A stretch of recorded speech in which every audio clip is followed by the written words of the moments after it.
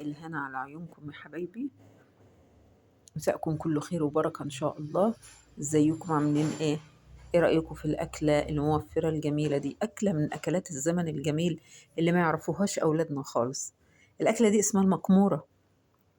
المكمورة دي كانت جدتي الله يرحمها كانت تعملها لنا دايما جنب الملوخية، وتقول يا ولاد الملوخية دي هايفة وما بتسندش، مش ما تنفعش تتاكل لوحدها، نعمل جنبها مكمورة. بس أنا دلعت المكمورة شوية، يعني ما عملتهاش زي ما كانت جدتي بتعمل، عملتها بنفس الطريقة وبنفس الوصفة، بس دلعتها شوية بكم حبة بيض، بشاميل، حتة جبنة رومي ناشفة كانت عندي، رحت واخداها وحطها على وشها عشان ولادي يعني يتقبلوها وياكلوها ما يقولوش ايه دي، لانهم ما يعرفوهاش. انما احنا طبعا كنا عارفينها وبناكلها زي ما هي كده لغايه الخطوه اللي هتيجي، وانا هقول لكم هي دي المكموره الاصليه من غير الدلع اللي احنا عملناه فيها.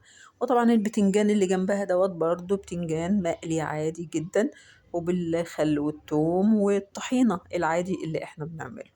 تعالوا نشوف هنعمل المكمورة ازاي مع بعض بقى. انا معايا معايا البتنجان بتاعي اهو، منقوع على بيات في مية وسكر ونص معلقة ملح. ليه سكر يا ام كريم؟ هقول لكم بقى سكر ليه. عشان ما يشدش منك زيت، لما تيجي تحمري في زيت ما يشدش منك زيت، مع ان انا مش هحمر في زيت، في نفس الوقت بيخلي لونه ابيض ناصع وجميل. انا خدت نص البتنجان قطعته مكعبات والباقي سبته كده. معايا بصل شرايح اهو هنزل بيه في الطاسة بتاعتي. انا حطيت معلقتين زيت بالظبط في الطاسة، مش عاوز اكتر من كده. حطيت عليها نص معلقة ملح عشان تدبل معايا بسرعة، عشان ما تاخدش وقت. يا دوب هي هتدبل بس، ولا هتحمر ولا اي حاجة خالص، اروح نازلة عليها بالمكعبات بتاعة البتنجان بتاعتي. طبعا المكعبات قدامكم هي كتيرة، لا هو دلوقتي هيكش خالص وهينزل ميته، وهتبصوا تلاقوه بقى نص الحجم اللي انا حطاه دوت. هي دي المكمورة الحقيقية بقى. بفضل اقلب فيها بس على نار هادية، ما تبقاش نار عالية، نار هادية، وطول ما انا رايحة وجاية كده ابص عليها واقلب. حسيت ان البتنجان بدأ يطرى، كنت طبعا عامله له كام فص توم كده مخرطاهم، رحت نازلة عليه بالتوم. طبعا هتطلع ريحته دلوقتي معاه. ومعايا فلفلاية خضراء ونص فلفلاية حمراء ونص فلفلاية صفراء، خرطتهم تخريط عادي جدا، لا كبير أوي ولا صغير أوي، نزلت عليه.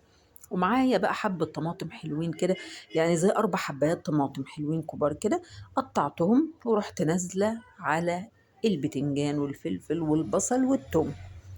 وهعزز اللون يعني معلقة صلصة واحدة، مش عايزة تحطي الصلصة ما تحطيش، هي هتبقى لونها جميل جدا. وهسيبها برضو على نار هادية، وبدأت أحط لها بقى سكر، ملح، كمون، حبة فلفل صغيرين قوي، بس ما بحطش حاجة أكتر من كده. هي دي المكمورة الحقيقية بقى. هي على كده كانت بتتاكل كده، احنا على ايامنا احنا كانت بتتاكل كده، وكان جدتي الله يرحمها تغرف لنا في الاطباق كده، تاكلي معلقه ملوخيه، يعني لقمه ملوخيه ولقمه مكمور. كان عندي انا في الكزرونه ديت كده حوالي زي نص كيلو لبن كده، ومعاهم ربع كوبايه زياده. رحت حطاهم زي ما انا بحط كده، معلقتين 3 4 دقيق كده، ومعلقه سمنه، عملت بشاميل بارد زي اللي بعمله كل مره. اهو غرفت المكموره في قلب الصينيه، ودلعتها بقى شوية، ورحت نازلة عليها بالبشاميل دوت. هو مش رابط أوي ولا حاجة، يعني وسط، لا سايل أوي ولا خفيف أوي ولا تقيل أوي، عشان بس ما حدش يعترض ويقول ايه ده، يعني ايه مكمورة وهناكلها ازاي ديت، وهيتهيأ لهم بقى انها مسقعة ولا حاجة. لا انا دلعتها لكم اهو. 3 حبات بيض عشان ازيدها قيمة غذائية، لان دي هي الاكلة الرئيسية في الغداء. انا لا عاملة ملوخية ولا عاملة حاجة، لا، حطيت حبة فلفل اسمر ولا ربيت البيض ولا حاجة، حطيته سليم. وادي الجبنة الرومي، جبنة رومي، حتة جبنة رومي ناشفة كانت متسابة في التلاجة، محدش عايز يهوب ناحيتها، رحت واخداها. ما بشرتهاش، انا قطعتها على فكرة، هي متقطعة قدامكم اهو مربعات، وهتدخل الفرن. باجي بقى هنا عندي معلقة صلصة، وزي معلقة توم كده بكمون بكزبرة، حط عليهم زي معلقتين زيت. دي الخلطة اللي هدهن بيها البتنجان اللي هيتقلى في القلاية. يبقى أنا استعملت في الأكلة كلها 4 معالق زيت بس، مش أكتر من كده. هتشوفوا لون البتنجان دلوقتي وهو طالع بقى. على فكرة اللي ما عندوش القلاية يعمل نفس العملة ديت في الفرن البوتاجاز تحت الشواية، بس يحط البتنجان تحت خالص، مش يحطه قريب من الشواية يتلهف وما يستويش. لا، هيستوي كل حاجة وهيطرى، بس تحت، مش تحت الشواية مباشرة.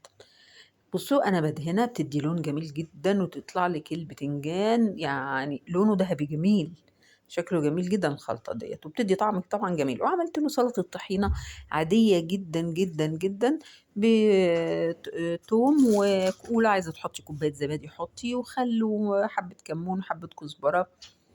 سلطة طحينة عادية من اللي احنا بنعملها. اهو انا قلبته على الوجه التاني، وبدأت برضه هدهنه من نفس الخلطة اللي هي توم والصلصة والكزبرة والكمون ومعلقتين الزيت. بس هفضل كده مع البتنجان دوت، هو يعني اتعمل على مرتين تقريبا في القلاية أو 3 حاجة زي كده. ده طبعا أنا لوحدي، ده العشق بتاعي دوت، أنا بغرق في البتنجان أبو طحينة دوت. يا سلام بقى في الصيف، بصوا منظر بقى المكمورة المدلعة ديت.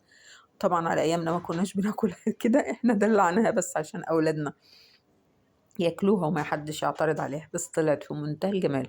الحمد لله، الكل شكرها جدا جدا جدا، حبوا طعمها وقالوا اكثر من رائعة.